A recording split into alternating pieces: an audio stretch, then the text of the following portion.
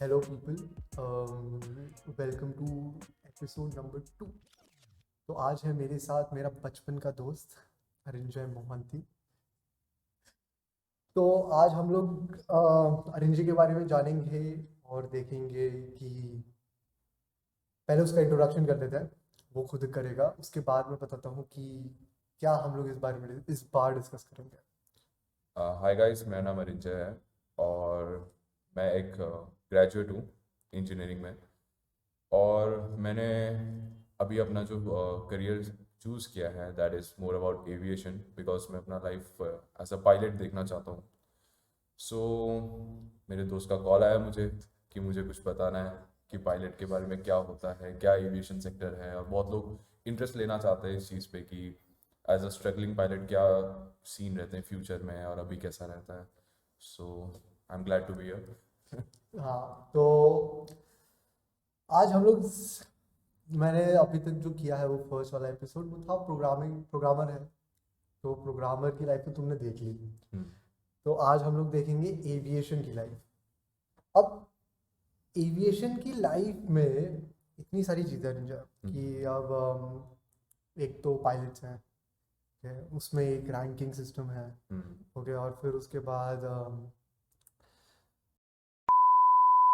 Air hostess. तो हाँ, तो जो पायलट है, अब पहले उसमें मेरे को बता कि जर्नी कैसे रहता है, लाइक शुरुआत कैसे होती है और फिर तुम कहाँ तक जा सकते हो उस चीज़ में। पहले तो जर्नी शुरुआत होती है हेल्थ से, क्योंकि मोस्ट ऑफ द पायलट्स के साथ जहाँ कॉम्प्लिकेशंस आती हैं वो हाँ। मोस्टली रहती है कि बहुत लोग ओबेस्ड होते हैं, बहुत लोग के हेरिडिटरी डायबिटीज़ रहती है, बहुत कुछ ओके। रहता है। तो being a pilot you are responsible for the souls of a lot of people, like yeah. 100 and more than 100। सो उसके लिए हेल्थ हमेशा प्रायोरिटी रहती है। ओके। दूसरा सीन ये रहता है कि लोगों का एजुकेशन में बहुत लोग लैक कर जाते हैं। ओके। जैसे कुछ बेसिक रिक्वायरमेंट्स होती हैं, आपकी साइंस स्ट्रीम सबको होना चाहिए। तो ओके। बहुत लोग कॉमर्स और बीबीए करके भी उस चीज़ में आना चाहते हैं कि एविएशन हम करना चाहते हैं। बट फिर उनको नहीं मिलता। नहीं मिलता क्योंकि they have to pass maths physics and chemistry, वो ओके, उनका, और साइंस पक्का इंग्लिश। ही है। हाँ, ओके। वो साइंस चाहिए ही होता है। ओके। तो वो एक साइंस का भी बैकग्राउंड रह जाता है, दूसरा मॉनेटरी भी रहता है। हम्म। बहुत लोग लोन पे करना चाहते हैं, बहुत लोग के हम्म। घर पे पैसा रहता है वो इन्वेस्ट करके उसमें करना चाहते हैं। ओके। एंड लास्ट लास्ट तो ये रहता है कि उस चीज़ में सिक्योरिटी कुछ है नहीं, क्योंकि आप अपनी हाँ। ट्रेनिंग कंप्लीट करते हो, now it depends all on the airlines कि वो आपको लेना चाहते हैं कि नहीं लेना चाहते ओके। हैं। So you are paying huge amount of money in lakhs and it also goes to crores. Okay. So वही चीज़ आप थोड़ा देखोगे रखोगे, फिर उसके हम्म। बाद आपको शायद घर पे बैठना पड़े, वो थोड़ा सा एक स्ट्रेनस पीरियड ऑफ पायलट वो होता है। इस समय चल रहा होगा लॉकडाउन के कारण, क्योंकि इस समय बहुत सा एविएशन पूरी तरीके से ऑलमोस्ट ठप हो चुका है। हाँ, एविएशन ठप हुआ था लेकिन अब वापस वो ग्रो कर रही है। हम्म।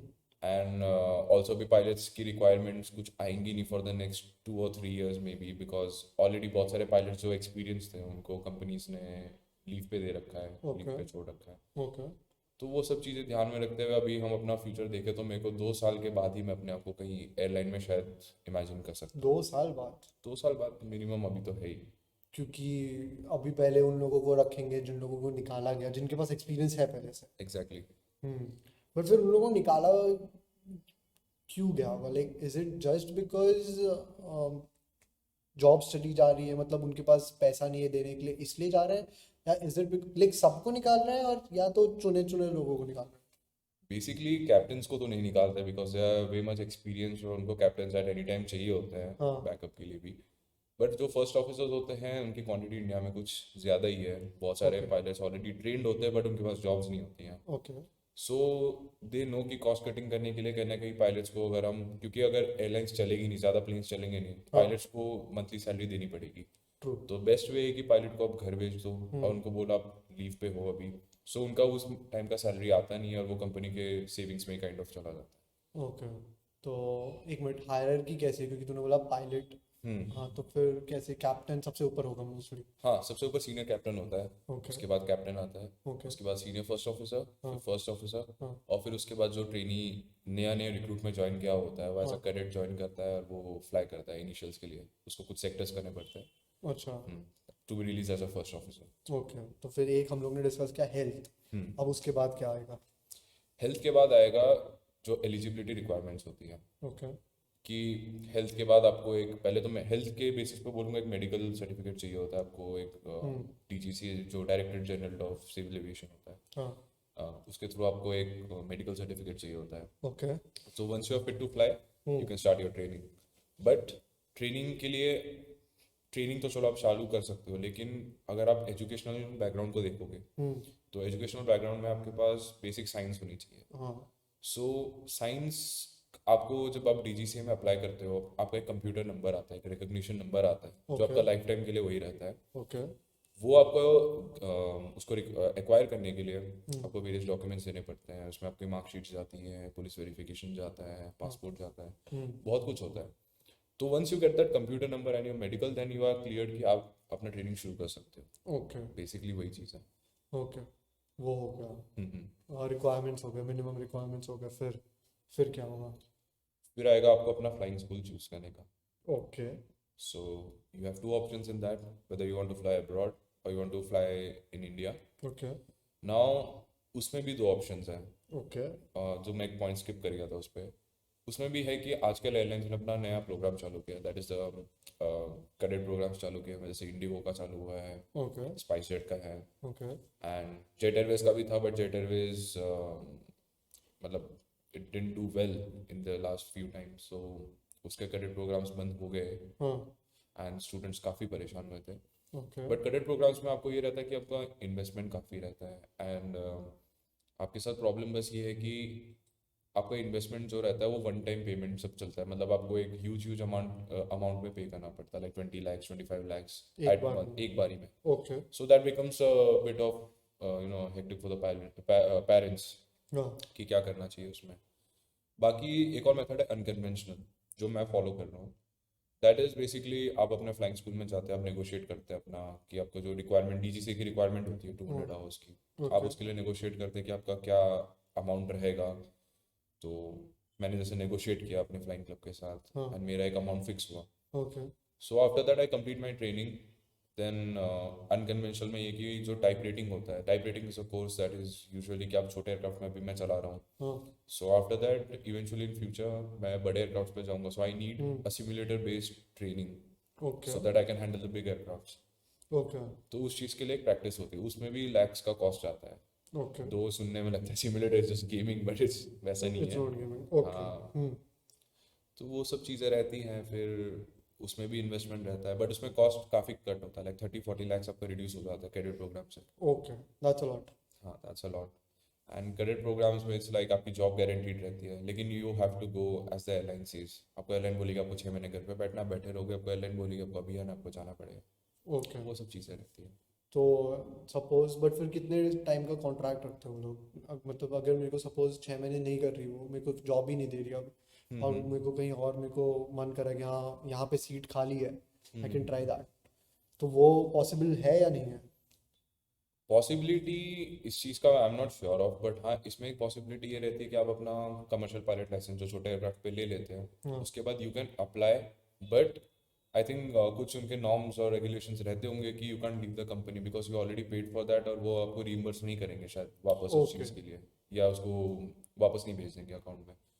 सो it's like you have paid for it and you have to survive with it. नहीं तो इज इट लाइक कि मैं जितना पे कर रहा हूँ वो मैं खाली सीखने के लिए कर रहा हूँ ना, अब फिर उसके बाद तो वो लोग मेरे को पैसा देंगे ऑफ कोर्स, ऑफकोर्स वो है ना? करेंगे. तो खाली मैं पैसा देके अप्लाई करूंगा उससे मतलब क्या हुआ. हाँ, तो फिर एक एक समय तक होगा ना वो चीज़, वो समय तक सपोज 3 साल का कोर्स है, 3 साल का कोर्स हो गया, उसके बाद वो बोल रहे हैं कि अब हम लोग जॉब नहीं दे सकते तुम्हें.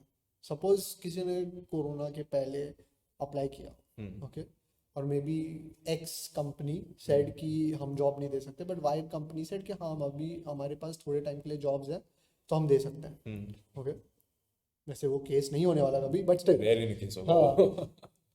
बट स्टिल अगर, तो फिर क्या मैं स्विच करने के लिए स्विच जा सकता हूँ? सी, अगर कोई एयरलाइंस आपको ये कहती है कि हम अभी आपको जॉब नहीं दे सकते हैं, हाँ. वो ऐसा पहले तो कर नहीं सकते बिकॉज आप एक कॉन्ट्रैक्ट साइन करते हैं. कॉन्ट्रैक्ट एज इन आपको एक लेटर ऑफ इंटेंट मिलता है, LOI मिलता है. Okay. So on the basis of the LOI आप एयरलाइंस के लिए ही डेडिकेटेड है, और एयरलाइंस आपको निकाल नहीं सकती because they have taken the okay. Huge amount of money from you. Okay okay okay and okay. In case कोई जॉब के रिगार्डिंग कुछ प्रॉब्लम आती भी है, द एयरलाइन हैज़, मतलब बहुत सारी एयरलाइंस रहती है जो एक दूसरे को हेल्प करती है। जैसे जेट एयरवेज के कैडेट्स थे, हम्म। बहुत लोग थे जिनके पैसे इन्वेस्टेड थे बट कंपनी बंद हो गई। हाँ। So IndiGo has help them in a way okay. कि जेट एयरवेज से हम यहाँ पे कैडेट्स ले लेते हैं, जेट एयरवेज के पायलट्स को हायर किया उन्होंने ओ। फॉर दैट केस, अगर आप फर्स्ट प्रेफरेंस में, so because they got homeless and helpless also okay for a. So वो सब चीज़ें हैं ओके। ध्यान में रखने के लिए। But conventional is the best way as I feel, because थोड़ा स्ट्रगल करना पड़ता है, हम्म लेकिन you save a lot of money and also you gain that confidence कि आप अगर इस स्ट्रगलिंग पीरियड में सर्वाइव कर सकते हो तो हम्म फ्यूचर में कुछ भी होता है, hmm. You are ready to fight for that. Okay and also you are well trained because आपको इंटरव्यूज और एवरीथिंग के लिए प्रिपेयर करना पड़ता है। ओके, समझ रहा हूँ। हम्म तो बट मतलब there are few questions around this. Hmm एक ये कि um, अब कितने एग्जाम्स हैं इसके लिए, सबसे फर्स्ट क्वेश्चन मेरे लिए ये आ रहा है। हम्म। दूसरा क्वेश्चन ये आ रहा है कि कितना टाइम पीरियड चाहिए मेरे को ये सब पूरा करने के लिए जो अनकन्वेंशनल पे है। ठीक है। वैसे तो एग्ज़ाम्स डिपेंड करता है कि हम्म आप अगर इंडिया से फ्लाइंग कर रहे हैं, हम्म। तो आपका पहले तो टाइम पीरियड की बात कर देता हूँ। टाइम पीरियड आपका कम से कम 2 साल, 1.5 साल से 2 साल रहता है time period, but on a longer run मैं 2 साल काउंट करता हूँ, ओके। ताकि आप उसमें डिमोटिवेट ना हो कि जल्दी फ्लाइंग खत्म नहीं हुई। हम्म दूसरा है, अगर आप फॉरेन से फ्लाई करते हैं, फॉरेन कंट्रीज में जाके फ्लाई करते हैं, तो आपको 8 to 9 मंथ्स का टाइम लगता है। कोई कोई 1 year 2 months ऐसा का, मैक्सिमम 1 year 3 months का टाइम रहता है। ओके। सो उसमें वही चीज़ रहती है कि आप यूएस में फॉर एग्जांपल मैं ले लेता हूँ, फ्लाइंग करते हैं तो उनके कुछ क्वेश्चन पैटर्न्स रहते हैं, वो वही बुक रहती है, उसमें से ही क्वेश्चंस आते हैं। ओके। एंड उसमें आई थिंक कुछ, आई एम नॉट श्योर ऑफ कितने क्वेश्चन पेपर्स रहते हैं उसमें, हम्म। बट इन इंडिया में क्योंकि कर चुका हूँ एग्जाम क्लियर, इसमें 5 रिटन एग्जाम्स रहता है और एक ओरल एग्जाम रहता है। Okay. So 5 exams are mainly of flying, navigation, met, air regulations okay. And technical और ये सब रहता है। हम्म एंड एक रहता है oral, that is oral and written mix रहता है उसमें, that hmm. Is radio communication with the ATC. Okay. तो उस पर आपको एक टेलीकम्युनिकेशन जो गवर्नमेंट का एक डिपार्टमेंट है, उसमें हम्म। आपको जाके एग्जाम देना पड़ता है। ओके। सो इसमें जो टेस्ट बहुत टफ है, लाइक मीडियम है, या एकदम आराम से निकाल सकते हो? सी बहुत लोग पायलट को उसको बहुत हल्के में लेते हैं, सोच के कि भाई इन्वेस्टमेंट डाल दिया हम पायलट हाँ। बन गए, वैसा नहीं होता। एक्चुअली जिसमें एंथुजियाज्म नहीं होगी कि मेरे को पढ़ना है, समझना है, लर्न करना है, उसके बिना नहीं होगा, because pilot is all about navigation and understanding the aircraft. आप ओके। अगर उस चीज़ को नहीं समझोगे और उस चीज़ को क्लियर नहीं कर पा रहे एग्जाम्स, हम्म। दैट मीन्स कि आपको उस चीज़ का कॉन्सेप्ट क्लियर करने की मन ही नहीं है उस चीज़ को, क्योंकि वो समझ थोड़ा रहा सा हूँ। कॉम्प्लेक्स हो जाता है एक पॉइंट पे जाके। But I think exams medium level होते हैं। हम्म। कुछ कुछ क्वेश्चंस ऑब्वियसली हाई लेवल रहता है, बिकॉज अगर सारे ही हम मीडियम लेवल देंगे, बच्चे प्रिपेयर करके आएंगे, सब 100 पे 100 लाएंगे, तो समझ वो रहा तो है, हूँ। थोड़ा गवर्नमेंट वैसी भी रहती है। सो इट्स बेटर कि आप मीडियम लेवल के हिसाब से उसको समझ लो कि वैसा ओके। है। But you need to study for that, उसके बिना बच्चे पास नहीं होते। 2-2 साल तक मैंने देखा है बच्चे एग्जाम्स नहीं क्लियर कर पाते हैं, फ्लाइंग कर लेते हैं लेकिन बैठे रहते हैं कि एग्जाम क्लियर नहीं होगा तो लाइसेंस अप्लाई नहीं कर पाएंगे। तो इसलिए शायद से इंजीनियर्स लेते हैं। आई थिंक सो, ऐस- आई थिंक सो, क्योंकि फिर वो एग्जाम्स ही वैसे उस हिसाब से होते होंगे ना। नहीं वैसा नहीं है।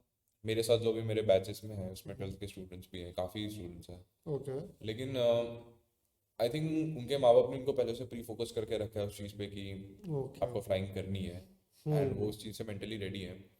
बट जो लोग इंजीनियरिंग करके आए हैं वो मैक्सिमम वैसे लोग हैं जो एंथुजियाज्म रखते हैं फ्लाइंग करने की, हम्म बिकॉज घर वाले आपकी इंजीनियरिंग में इन्वेस्ट भी कर रहे हैं, लेकिन आप बाद में कहो कि ऐसे घर वाले किसी की ज़्यादा बोलते नहीं कि तुम्हें फ्लाइंग भी करनी है इसके बाद। हम्म।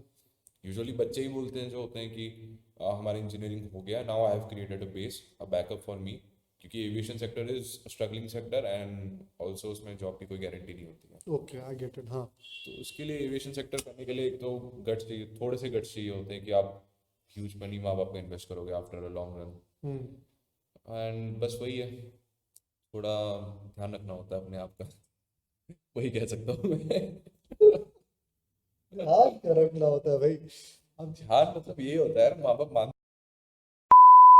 तो अब ये क्वेश्चन, मतलब ये दो क्वेश्चंस थे, बट अब जैसे तू बोल रहा था जेट एयरवेज वाला चीज़, हम्म तो अब जेट एयरवेज तो बीच में चली गई थी। आई थिंक दे हाँ आर कमिंग बैक, क्योंकि मेरे को एक कोई तो मेल आया था जेट एयरवेज का भी, आई थिंक क्योंकि मेरे जेट पॉइंट्स थे वो जेट एयरवेज वाले। जेट प्रिविलेज में, हाँ हाँ जेट हाँ पॉइंट समझ हाँ गया। यार वो थोड़े नाम हम देखना, वो एयर हॉस्टेस वाला भी हो गया था जेट, समझ रहे हो थोड़ा नाम। थोड़ा सा हाँ। तो जो जेट प्रिविलेज वाली चीज़ है उसका मैसेज आया था कि वी आर बैक और something like that, I don't remember. तो are they really back, that's the question. See Jet Airways last year से जब बंद हुई थी हम्म तो बहुत सारे इन्वेस्टर्स होते हैं, बिकॉज जेट एयरवेज की जो फ्लीट है काफ़ी हम्म बड़ी है, इंडिया की one of the largest fleet थी एक टाइम पे। ओके एंड उनके पास अभी एक एयरक्राफ्ट था 777 मैक्स, जो आई थिंक वो लोगों को पता नहीं होगा, बट वो एक ऐसा एयरक्राफ्ट था जिसकी बहुत सारी एक्सीडेंटली रिकॉर्ड्स रह चुकी थी। ओके तो उसको यूएस और यूरोप सब ने बंद कर दिया था कि उस एयरक्राफ्ट को ग्राउंड कर दो। तो ओके जेट एयरवेज के बाद मैक्सिमम 777 मैक्स की फ्लीट थी। ओके सो जब बैंक्स ने ये कहा कि इन्वेस्टर्स आ सकते हैं खरीदने के लिए, हम्म तो बैंक्स के पास ऑप्शन थे, बट लोग 777 मैक्स पे इन्वेस्ट करना चाहते नहीं थे, तो बिडिंग बहुत कम पे हो रही थी।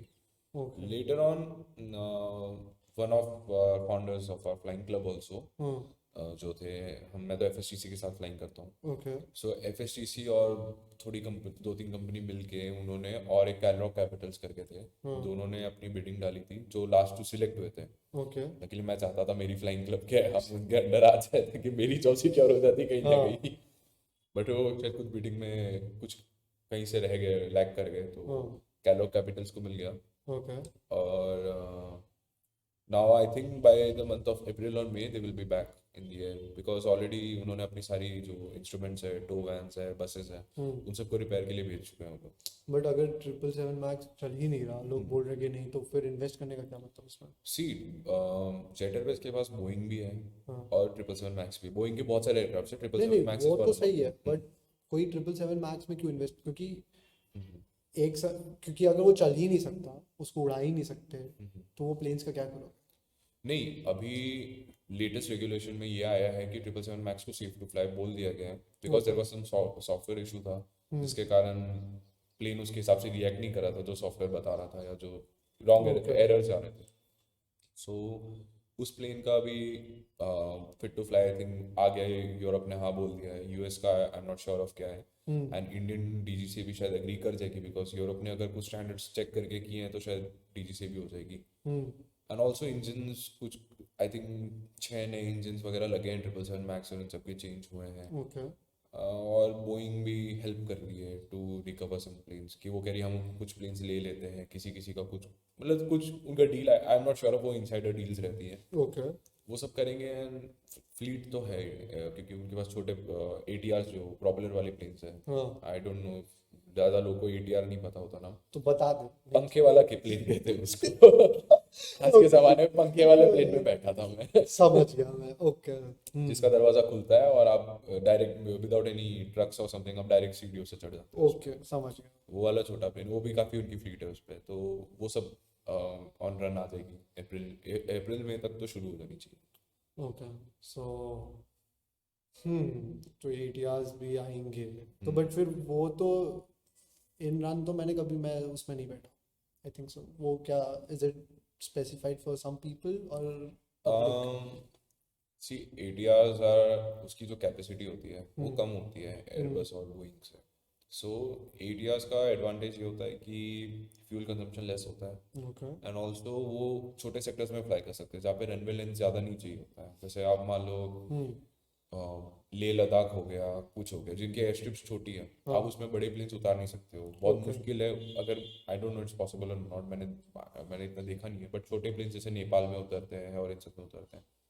तो छोटे छोटे एयरपोर्ट्स के लिए ये सब प्लेन्स होती हैं, क्योंकि ये इकोनॉमिकल होती है, और जो पैसेंजर काउंट होता है वो भी कम होता है इन जगहों के लिए। ओके जो प्राइम सिटीज़ होती हैं उनके लिए बड़े प्लेन्स चलती हैं। Okay I saw this documentary भी कि देयर इज दिस एयरपोर्ट जहाँ पे सामने पहाड़ है और फिर वहाँ सब जगह पहाड़ पहाड़ है, तो लैंडिंग बहुत मुश्किल होती है। I think you are talking about the Bhutan airport. I think so. हाँ। तो क्या कहना है उसके बारे में? क्योंकि I saw this documentary, like कि कैसे ही करेगा कोई, लाइक सामने भी है खतरा, पीछे भी खतरा, छोटा वैसे छोटा तूने सा। भूटान की बात की ना, मैं बताना चाहूंगा, भूटान मैंने कल ही रात को बैठ के लैंडिंग देखी थी यूट्यूब पे। हाँ क्योंकि भूटान एक ऐसी जगह है ना, it's surrounded by monasteries and mountains, और ओके। हर जगह है।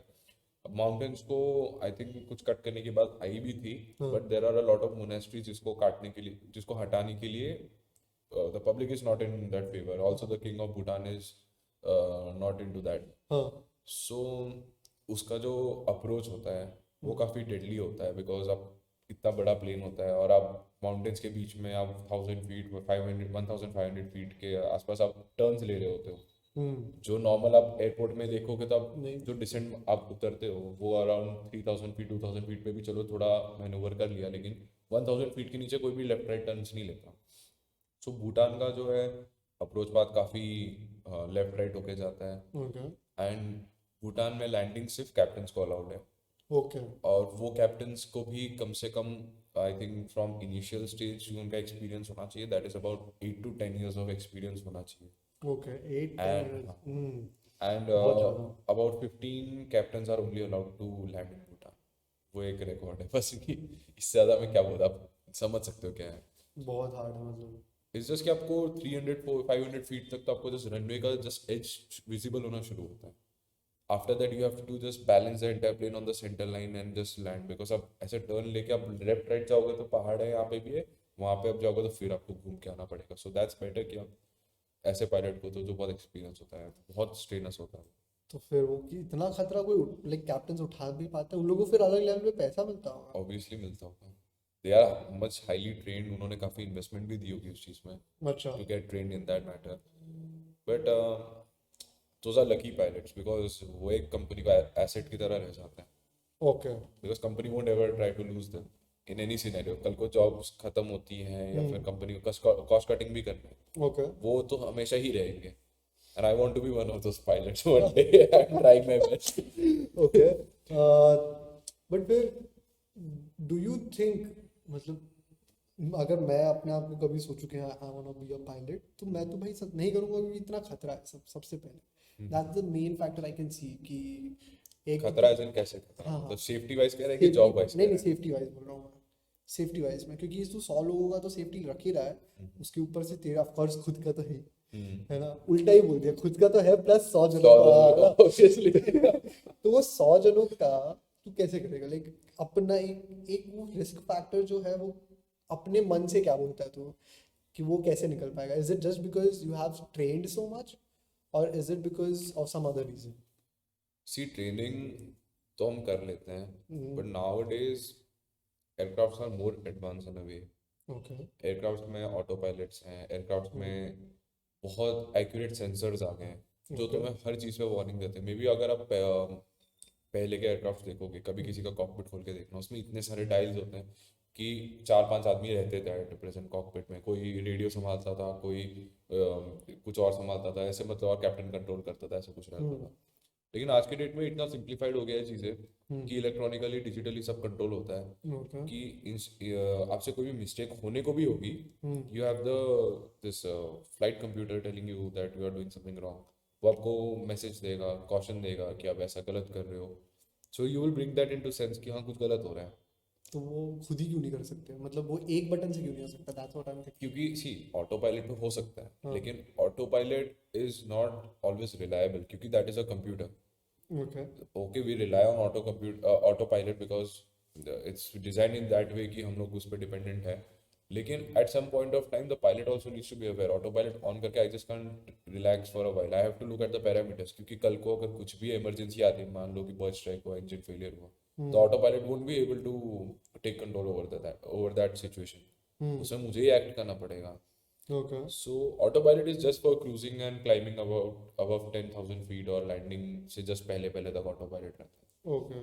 बाकी टेक ऑफ और लैंडिंग हमेशा पायलट्स करते हैं, बिकॉज उनकी प्रैक्टिस भी उनको चाहिए होती है उस चीज़ पे। अगर वो ऑटोपायलट के थ्रू ही सब कुछ करने लग जाएंगे तो फिर पायलट्स की जरूरत है कि एक ही बंदा बैठ के चला लेगा प्लेन। वही वही मैं सोच रहा हूँ। तो बट फिर इमरजेंसीज के लिए तो फिर पायलट ज़रूरत ही है क्योंकि एवरी 6 मंथ्स में सिम चेक्स होती हैं, sim checks of any emergency. Okay. मतलब आपको एयरलाइन बुलाती है 6 महीने में, बिठाती है, आपको कोई एक इमरजेंसी आपको पता नहीं होगा, प्री प्लान होगा, पीछे से बंदा उसको सेट करता है, and you just have to act, you have to land back, you have to show them. You okay, are but वो सिमुलेटेड होता होगा ना, सिमुलेटर वो सिम्युलेटेड होता है, रियल लाइफ में कर सकता हूँ क्या, आग लगा के मैं ट्राई करूँ? तो हाँ आई गेट इट, बट मुझे लगा कि नॉट आग लगाने वाली चीज, आई थॉट कि कुछ सिस्टम में कोई प्रॉब्लम है and you have to check the buttons और समथिंग लाइक दैट, वो मैं सोच रहा था। आई वाज सिस्टम में प्रॉब्लम्स होती है तो हमेशा अगर कोई सिस्टम में प्रॉब्लम है उस चीज़ का बैकअप होता है। एंड ओके हर सिस्टम के रिगार्डिंग एक इमरजेंसी प्रोसीजर और प्लान होता है। ओके चाहे वो आग लगने से हो, चाहे वो एसी के पैक फेल होने से हो, चाहे वो एयर नहीं आ रहा अंदर, सफोकेशन हो रहा है, हाँ वो सब चीज़ों के लिए हर एक सिस्टम होती है हमेशा, जिसको आप ओके बैकअप में ऑन कर सकते हैं। ओके बट कुछ सिचुएशंस ऐसी होती है जहाँ पे it's only on the pilot's ability to land back. Okay. मेरे उसके ऊपर भी कितनी डॉक्यूमेंट्रीज है ना, जो एकदम इमरजेंसी वाले सीन्स में। वो तो काफ़ी है। दो, एक तो सबसे बड़ा है दुनिया का, I I not sure of, but world's only, वो था the first jet plane to make a water landing, first jet plane. उसके बाद ओके तो आई थिंक हुए होंगे, एक दो हुए थे, आई एम नॉट श्योर ऑफ कि कितना एक्यूरेट था। That was the only one जिसमें डैमेज किसी पैसेंजर को नहीं हुआ। ओके। वो था द मिरेकल ऑफ हडसन था, हाँ हडसन जहाँ रिवर हाँ था। I've seen that, हाँ हाँ I've seen that, तो okay। कैप्टन सलनबर्गर ने वो किया था, but it was all on his skills because he didn't have anything. उसका पावर चला गया था, उसका सब कुछ चला गया था। हाँ he just landed on his skills in the water. तो डैमेज बहुत होता है इन चीज़ों में, सोच के एक बार लगता है कि कर दिया लैंड, बट मैं जब लैंड करता हूँ आज भी मेरे से इतनी मिस्टेक्स होती हैं हम्म कि कहीं मैं ज़्यादा ऊपर आ रहा होता हूँ, कभी मैं ज़्यादा नीचे आ रहा होता हूँ, I hmm have to correct for it. उसके हम्म पास पावर नहीं थी, फिर भी उसने एकदम करेक्ट आके अप्रोच किया जिसमें कि प्लेन टूटी नहीं। यूजुअली पानी में स्ट्राइक करती प्लेन्स बिखर जाती है, पीसेस टूट जाते हैं, कॉकपिट अलग हो जाता है। Hmm but that was the only situation the plane got stabilized in a very good way. Okay. तो बट एक और मैंने देखा था जो टेररिस्ट वाले भी सीन्स में होते हैं, जो मतलब since we are talking about emergencies, तो वो टेररिस्ट वाले इमरजेंसीज भी मैंने बहुत देखे हैं। हाईजैक्स के बारे हाँ में, हाईजैक्स के ऊपर। हाईजैक्स भी है। हाईजैक्स हमारा प्रोसीजर एक है उसमें भी, हम्म बट हमारा प्रोसीजर मेनली तो हमें यही कहता है कि हमें एट एनी कॉस्ट कॉकपिट के दरवाजे नहीं खोलने। बिकॉज वंस यू जो इंडियन एयरलाइंस ने मिस्टेक की थी, फ्लाइट 817 एक था जो ओके कंधार हाईजैक हुआ था, हाँ उसमें उन्होंने मिस्टेक यही की थी कि वो कॉकपिट का दरवाज़ा जो खुल गया था, जो आई don't no in any case जैसे एंटर हुए हैं, जो उस टाइम आई थिंक इतना लॉकिंग सिस्टम था नहीं। हम्म और जो घुसने के बाद once you control the pilots, the plane is all yours. But once you don't let the pilots control you, or sorry, the hijackers control the pilots, हम्म उसमें कोई सीन नहीं होगा। समझ। Because you will stay calm, पीछे जो हो रहा है वो तो होके ही रहेगा, hmm but at least you can take that aircraft safely back to somewhere in your own territory. Okay so इसलिए हाईजैक्स के लिए कुछ प्रोटोकॉल्स रहते हैं हमारे भी, ओके कुछ स्कॉकिंग कोड्स रहते हैं हमारे, और कुछ हमारे वो भी रहते हैं, एसओपीज कहते हैं, स्टैंडर्ड ऑपरेटिंग प्रोसीजर्स होते हैं उसके लिए ओके कि क्या करना ओके चाहिए। And I can not just because cabin में कुछ हो रहा है, हाँ। I am not suppose to be emotional and take my decision. जो मेरे को एसओपी में लिखा है I have to follow that, that's the वो ओनली थिंग। सोच के ही बनाया वो उन लोगों ने कुछ तो। हाँ, ये मेनली कंधार हाईजैक के बाद की सीन थी। बिकॉज मिनिमम डैमेज हो उसके हिसाब से वो एसओपीज होंगे, आई हाँ, think so. because the more time you give to the hijackers to हाँ think or you move according to their own wishes कि तुम्हें यहाँ चलो, तुम लाहौर चलो, तुम यहाँ चलो, जो ऐसे अंधार में होता है, मैं उसका एग्जांपल ले रहा हूँ because that is the only case I think Indians remember much. Hmm तो उस चीज़ के बेसिस पे अगर मैं बताऊँ तो बहुत कम से कम 7-8 दिन का प्रोसेस था, जहाँ पे लोग प्लेन में ही बैठे हुए थे। लाहौर गया, कंधार गया, तो फॉल्ट यही निकला था अमृतसर में जब लैंडिंग की थी। हम्म तो अगर पायलट चलता ही नहीं आगे, मे बी कमांडो एक्शन हो सकता। इसलिए अब इंडिया ने क्लियर कर डिसाइड कर रखा है कि कोई भी हाईजैक सिचुएशन हो, क्योंकि डेथ्स उसमें भी हुई थी, हम्म अटैक उसमें भी हुआ था किसी ना किसी पैसेंजर पे, कुछ ना हम्म कुछ। तो उस चीज़ को ध्यान में रखते हुए ये डिसाइड किया है कि commando action will be the first priority. तो वही है, कुछ एविएशन सिक्योरिटी के कोर्सेज भी रहते हैं हमारे, जो मैं ओके रिसेंटली अगस्त में करके आया हूँ। ओके तो उसमें भी हमें एक एग्जाम पास करना पड़ता है, oh but okay that's for the airliners. But मैंने प्रीफेस में हम लोगों ने कर लिया है पास, बिकॉज हम लोग को एयरपोर्ट में एंट्री लेनी होती है, so you need the security clearance to act upon okay whenever you need that. समझ रहा हूँ मैं। तो सिक्योरिटी बिट फिर मतलब इमरजेंसीज की बात करें तो there is this procedure I have heard of, मतलब not procedure but this thing called black box, black box, है ना। तो मतलब आई हैव हर्ड कि तुम लोग उससे भी बहुत कुछ सीखते हो, क्योंकि कोई इमरजेंसी वाली चीज़ भी हो और उन लोगों ने क्या किया हो उस समय।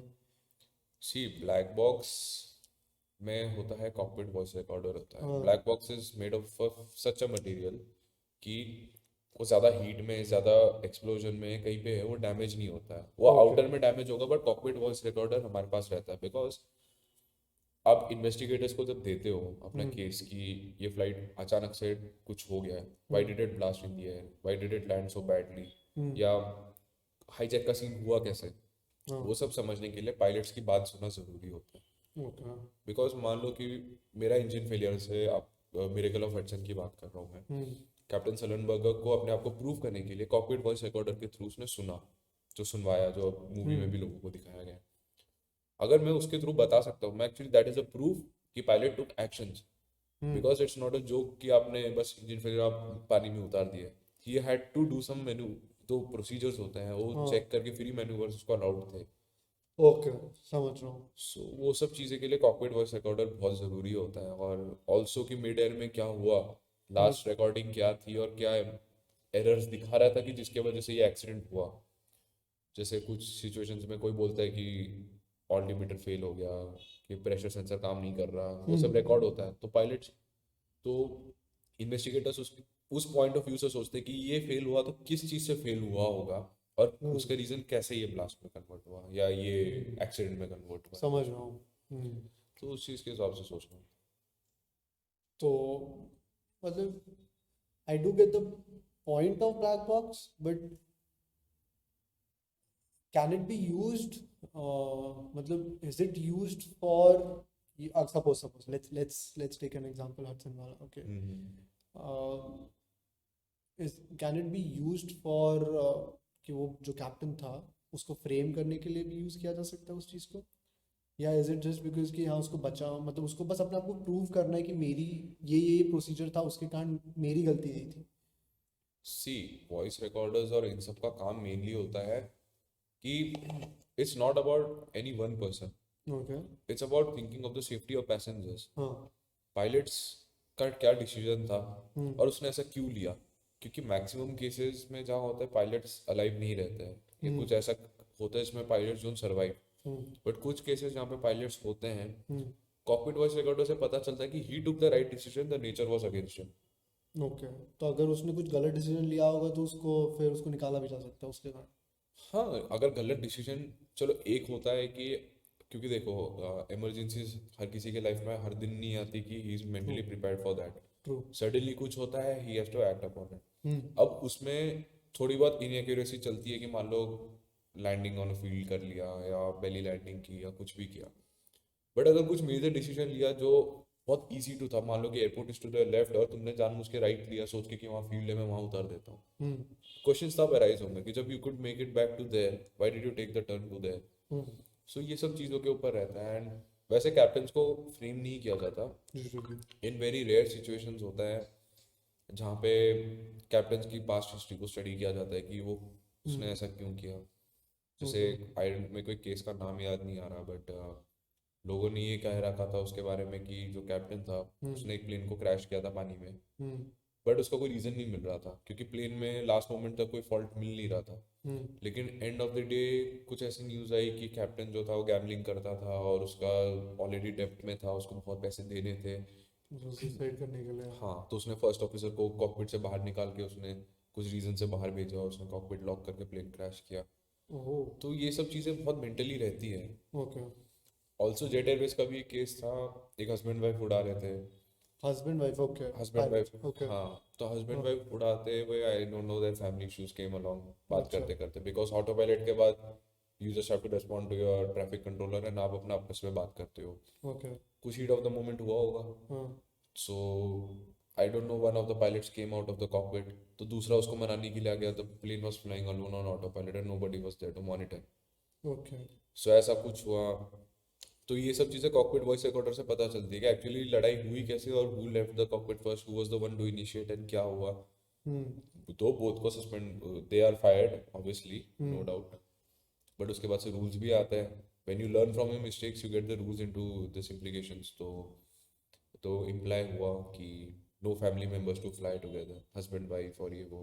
हम्म तो वो सब चीज़ें with the new recordings coming up और न्यू, क्योंकि एविएशन एक ऐसी चीज़ है, बहुत डेवलपिंग चीज़ है। हम्म आज कुछ लास्ट कुछ टाइम तक अगर हम देखें तो इतनी एडवांस नहीं थी, अब बहुत एडवांस हो गई। कल को पता नहीं शायद हो कि सिंगल पायलट फ्लाइंग भी आ सके, हो सकता है। क्योंकि मैं अभी सुन रहा हूँ auto pilot, auto land, auto take off भी आ चुका है, मतलब ओके था but it's coming into use now. Okay.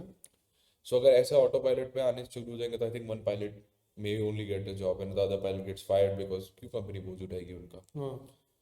सो वो सब चीज़ें इम्प्लीमेंट होती हैं कॉकपिट वॉइस रिकॉर्डर सुन के, इन्वेस्टिगेट करके, एडवांसेस सुन के, उनको मिस्टेक्स पता चलती हैं कि पायलट्स ऐसी छोटी छोटी मिस्टेक की वजह से लाइफ लॉस करवा जाता है।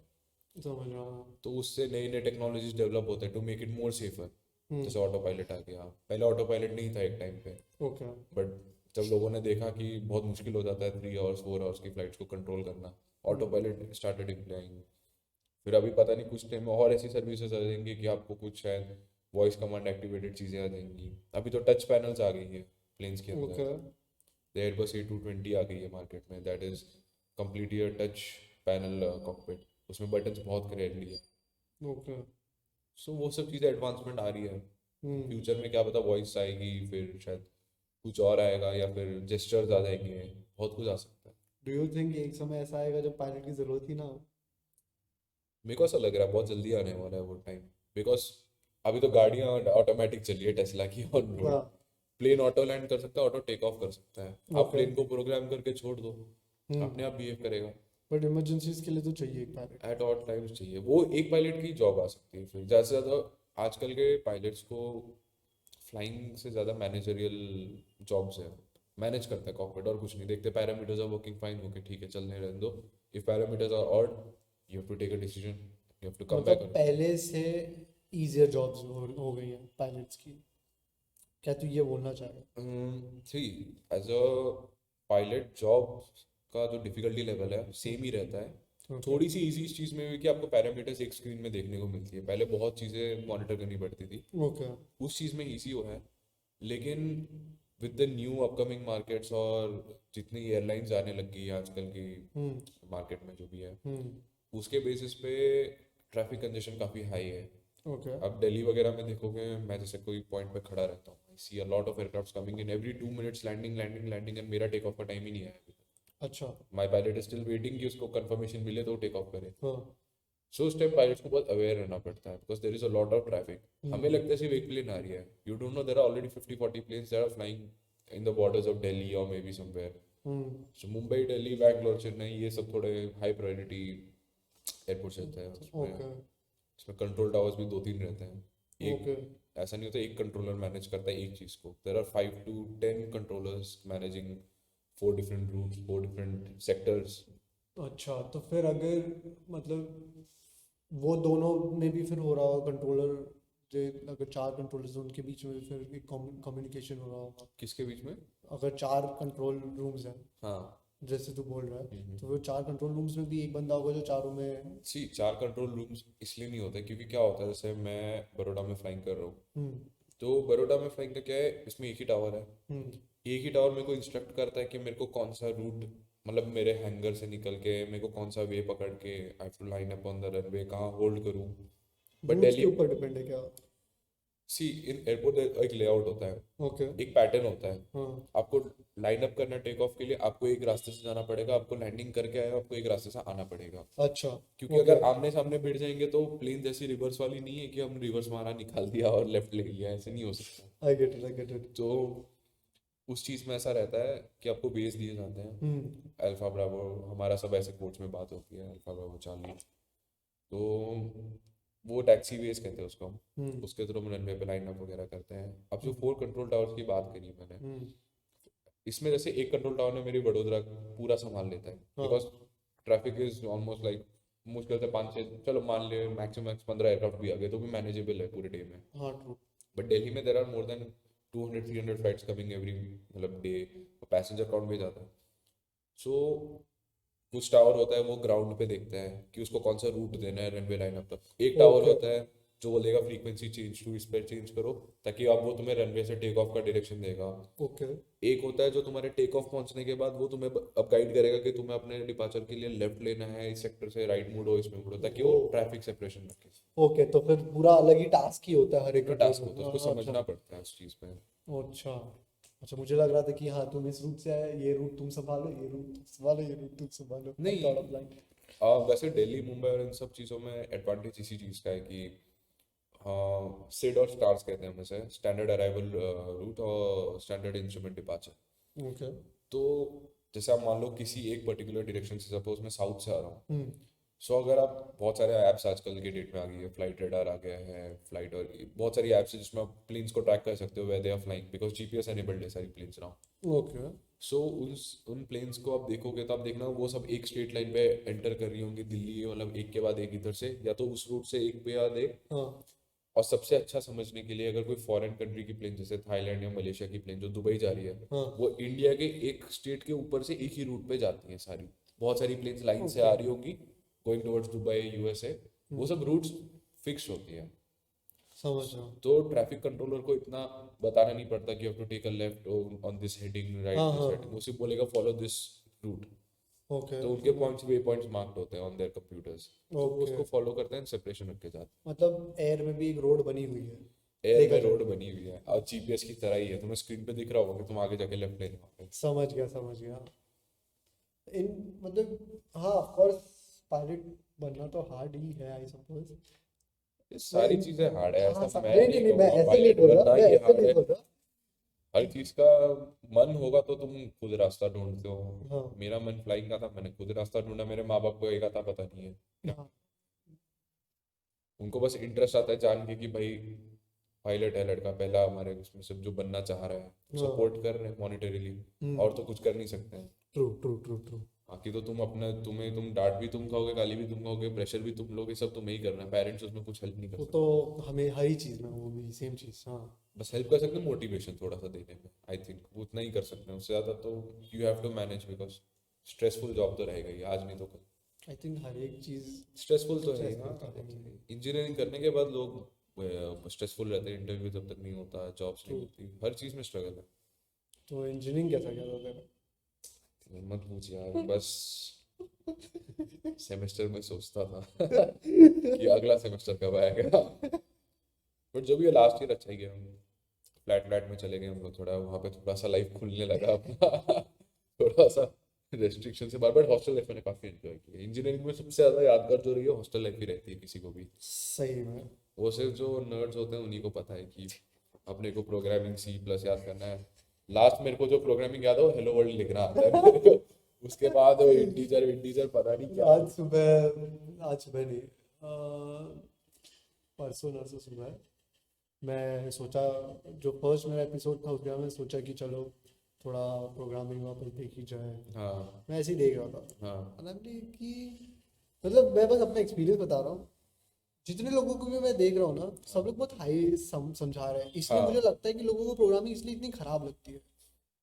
सी प्रोग्रामिंग इज, मैंने की है प्रोग्रामिंग थोड़ी सी, मेरे को पता है भाई, मैंने मैकेट्रॉनिक्स इंजीनियरिंग की है। हम्म। मेरी आधी चीज़ें प्रोग्रामिंग बेस्ड है। ओके। मेरे को एक प्रोग्रामिंग ही नहीं आती, ठीक है ना, मैं अपने दोस्तों से कर पाता था या तो एग्जाम्स के वक्त, तो मैं सबको बताना नहीं चाहता बट बता देता हूँ। सिंस मैंने इंजीनियरिंग पास कर ली, हाँ कंप्यूटर रहता था, लैपटॉप तो रहते नहीं थे, हाँ। सीडी ड्राइव के अंदर हम लोग वो प्रोग्राम छुपा के रखते थे। जैसे ही जाता था ड्राइव खोली, बाहर आ गया प्रोग्राम, रीड किया, लिख लिया, फटाफट एक्सिक्यूट कर दिया, बंद कर दो ड्राइव। नाइस डूड, ये तो मुझे नहीं पता था ऐसी बहुतों को ट्रिक्स। नहीं पता, ये हम बताते नहीं क्योंकि वो पॉपुलर हो जाएगा ना एक बार तो अब लोग तो पॉपुलर होने वाला, अब तो मेरी ऑडियंस फैलाएगी ये। सही ट्राई करो बट इस टीचर्स तक मत पहुंचने देना। नहीं ये नहीं पहुंचना चाहिए, नहीं नहीं ये नहीं होना चाहिए, नहीं। बहुत गड़बड़ हो जाएगी। हम्म। तो इन शॉर्ट ओवरव्यू जो एविएशन का है वो तो मेरे को मिल गया, हम्म, क्योंकि मतलब बहुत सारे है स्टेप्स हैं जो मेरे को अपनी लाइफ में लेने पड़ेंगे एविएशन के अंदर जाने के लिए। हम्म। बट उसकी आफ्टर लाइफ कैसी है, अब that's the main question and the last question. After life कैसी है एक बार ये पूरा स्ट्रगल खत्म हो गया उसके बाद? सी आफ्टर लाइफ के बारे में अगर मैं बताऊं हम्म। कि लोगों को ना ऐसा लगता है कि pilot is if you are in an airline, hmm pilot जो पहला अपना फ्लाइंग कर भी लेता है, he hmm is also pilot, because an engineer is, अगर हम पूछे कि आपका बेटा क्या है, इंजीनियर है, क्या कर रहा है, क्योंकि वो सेकंड ईयर में है, but he is not graduated yet, hmm but वो इंजीनियरिंग की फील्ड का काम कर रहा है ट्रू कहीं ना कहीं। सो बीइंग अ पायलट, जो आफ्टर लाइफ रहती है, कुछ पायलट्स इंस्ट्रक्टर्स बनना चाहते हैं ओके क्योंकि उनको सिखाने में मज़ा आता है और उसमें ओके थोड़ा स्ट्रेस फ्री काम रहता है, because you already know the flying, कुछ मिस्टेक्स होगी भी तो वो सब इग्नोर होती है, and you learn, you feel happy to make your students learn hmm flying new experience.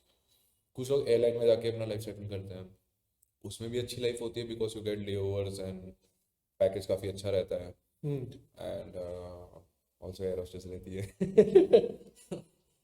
Air hostess भी रहती है, एंड लेओवर्स, पैसा, मतलब एक लोगों को ऐसा फील होता है कि यार अब मान लो कि मैं अगर 150 पैसेंजर्स को फ्लाई कर रहा हूँ, तो hmm people look forward to you when you are flying, how how you are flying, because as a kid मैं जब विंग्स की साइड बैठता था, मैं हमेशा हम्म विंग्स को देखता था कि ये खड़ा करके विंग्स ऊपर हो रहे हैं, नीचे हो रहे हैं, फ्लैप्स निकल रहे हैं, क्या था, हम्म चीज़ क्या थी, और पायलट कर क्यों रहा है। हम्म सो लोग उसको, जैसे हम समझते हैं कि फ्लैप्स क्यों होते हैं, बट हम्म लोग ये सोचते हैं कि पायलट क्या कर रहा है, वो अभी उसका स्टेप क्या कर रहा है, वो कॉकपिट को इमेजिन करने लगते हैं कि what is his actual step he is doing right now, समझ कि रहा हम हूँ लोग उस हिसाब से हिल रहे हैं, हम लोग इस हिसाब से उतर रहे हैं। हम्म तो वो एक फैंटेसी रह जाती है एयरलाइनर्स के लिए। ओके बट समझ रहा हूँ इंस्ट्रक्टर्स भी हैं, बहुत लोग प्राइवेट जेट्स में भी फ्लाई करते हैं, ओके प्राइवेट जेट का ऑप्शंस भी आजकल मार्केट में आए हैं, छोटे छोटे रीजनल एयरक्राफ्ट्स भी, जो रीजनल एयरलाइंस आ गई हैं, ओके हाँ वो सब भी फ्लाइंग करते हैं अपने हिसाब से, मतलब उस चीज़ में काफ़ी है अभी भी। तो मेरा आरओआई अच्छा है या नहीं, मतलब रिटर्न ऑफ इन्वेस्टमेंट क्या लगता है तेरे को, if I invest my time money is it worth it? It's worth it if you are into this dream of flying. Okay अगर तुम नहीं चाहते हो, क्योंकि बहुत लोग धक्का खा के भी घुसते हैं इसमें कि हाँ भाई माँ बाप पायलट है, हम भी पायलट बनेंगे, बट बहुत वो, रेयर केसेस होंगे आई सपोज। सी क्या होता है ना, मैं बताता हूँ, पायलट की लाइफ का सबसे अमेजिंग चीज़ बात ये होती है ना कि दूसरे लोग बहुत फैसिनेट करते हैं कि तुम करते क्या हो, ओके और दूसरे लोगों का फैसिनेशन क्यों आता है, आपकी यूनिफॉर्म को देख के, आपका हम्म बड़े प्लेन्स के साथ पिक्चर्स देख के, आप कॉकपिट में बैठे हो जहाँ पे एक ऑर्डिनरी, आई थिंक, पर्सन इंसान नहीं को जा अलाउड पाएगा नहीं है हाँ जाना, उस सिचुएशन में जब जाते हो, जैसे आर्मी लोगों को देख के लोगों को फैसिनेशन होती है जहाँ पे आप खुद नहीं जा सकते as a true true civilian, true हाँ तो उस चीज़ में रहता है, बट वो ना सिर्फ, मान लो अब 10 दिन का शौक रहता है, जो हम्म मैं मेरे को भी बता रहा हूँ, मैंने भी यूनिफॉर्म पहना था, बहुत अच्छा लगता था कि हाँ यार, बट 10 दिन के बाद जब एक्चुअल अब लर्न करते हो ना, हम्म अब भूल जाते हो, बिकॉज अब बहुत गाली खाते हो इन्हें मेरा पूरा खानदान याद आता है मेरे को, ऊपर जाके इंस्ट्रक्टर पूरा याद दिलाता है मेरे को कि तेरे ये भी फैमिली मेंबर है, वो भी है, और उनका क्या क्या है हाँ समझ रहा हूँ समझ रहा तो हूँ वो सब चीज़ें रहती हैं काफ़ी डिटेल में, हम्म उसको थोड़ा सहना पड़ता है हमें। समझ रहा हूँ, मतलब स्ट्रगल के बाद बट लाइफ हाँ, अच्छी हो जाती है package eventually. Monetary wise, ROI जो तूने मेंशन हाँ किया तो रहती ही है, बट उसके लिए स्ट्रगल बहुत ज़्यादा रहता है, बिकॉज बहुत पायलट्स ना 1 2 साल तक खाली बैठे रहते हैं, मैं हो सकता है क्योंकि कोरोना आ चुका है अब, मैं भी शायद खाली बैठूँ फॉर अ वाइल, हाँ बट प्रॉब्लम ये रहती है पायलट के इसमें कि आपका लाइसेंस आपको हर साल रिन्यू करना पड़ता है, you okay have to do some flying to renew, because मैं 1 साल खाली बैठा, I have lost that feel of flying, true मेरे को नहीं पता कि क्या फील होगा अचानक से, यार मैं हाँ शायद गलत मैनूवर्स कर दूं, समझ सो रहा you have to renew that licence every 1 year, और अगर आप बीच में फ्लाइंग कर रहे हो, हूँ हाँ। So it's not an issue, because तो आपके कितने लिए, घंटे अगर सपोज मेरे को कोई कंपनी नहीं हायर करी इस समय, तो वेयर डू, अगर कहाँ मैं जाऊँगा फ्लाई करने के लिए? सी इसके लिए आप कोई भी फ्लाइंग क्लब में जा सकते हो, आप बता सकते हो कि मेरे को लाइसेंस रिन्यूअल करना है, हम्म और इंस्ट्रूमेंट का भी हमारा एक लाइसेंस रहता है, इंस्ट्रूमेंट हाँ रेटेड होना चाहिए पायलट, मतलब आप अगर मेरे सामने पट्टा भी लगा दो तब भी मैं अंदर लेके फ्लाई कर सकता हूँ, जो मेरा भी, मेरा भी चल रहा है सॉर्टीज में, ओके सो उस चीज़ में है, तो अ, उसमें मैं कुछ ज़्यादा बता नहीं पाऊंगा अगर तो देखा जाए, समझ गया समझ रहा। क्योंकि इसमें बोलने वाली बात कुछ है नहीं है, इसमें अंडरस्टैंडिंग की मेन बात है कि तुम कितने घंटे जो है वो फ्लाइंग तो क्लब आपको कितने अलाउ घंटे करता करना है। पड़ता है? हाँ हाँ 1 साल के अंदर? आई थिंक अगर आपने फ्लाइंग बिल्कुल टच छोड़ दिया है, आपको 10 15 घंटे, आई थिंक ऐसा कुछ रहता है, आई am not sure, because most of my friends जिन्होंने किए वो एक साल में कहीं ना कहीं प्लेस हुए हैं या कुछ ओके। हुआ है, और कुछ लोगों ने कंप्लीट की भी है, तो वो सब इंडिगो कैडेट प्रोग्राम के साथ है, तो वो इंडिगो वाले ही अपना एक्सेप्टेंस ले लेते हैं कि हमारे पायलट, तो हम उसको नहीं भेजना चाहते, कॉस्ट कट करेंगे इसमें। बाकी दूसरे एयरलाइंस मांगते हैं कि लेटेस्ट लाइसेंस लगा दो, रिन्यूड वाला लाइसेंस। समझ गया। तो उसमें खुद की समझदारी, आपको क्या करना है, आपको वेट करना है, आप कर सकते हो, आपको क्योंकि मोस्ट ऑफ द एयरलाइंस के साथ आपका ही प्रॉब्लम है कि आपको कॉन्ट्रैक्ट साइन करना पड़ता है स्टार्टिंग के लिए।